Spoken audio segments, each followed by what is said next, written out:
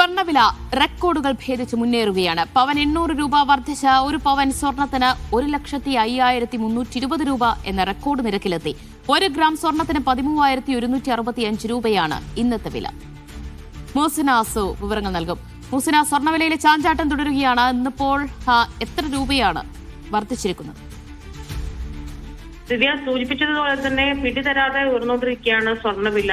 ഇന്ന് മാത്രം പവന് 800 രൂപ, അതായത് ഗ്രാമിന് 100 രൂപ എന്ന അനുപാതമായിട്ടാണ് വർദ്ധിച്ചിരിക്കുന്നത്.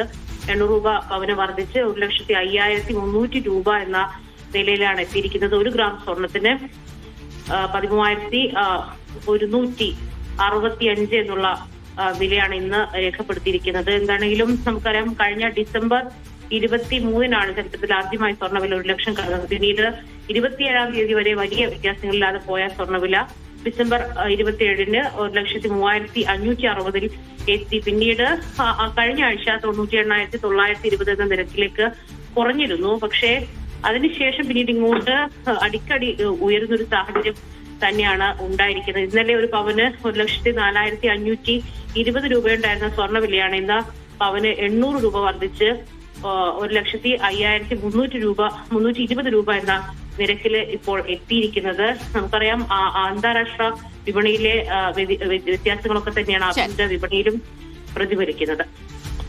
റെക്കോർഡ് ഭേദിച്ച് മുന്നേറുകയാണ് സ്വർണ്ണവില. വിവരങ്ങളാണ് മോസിനാസു നൽകിയത്.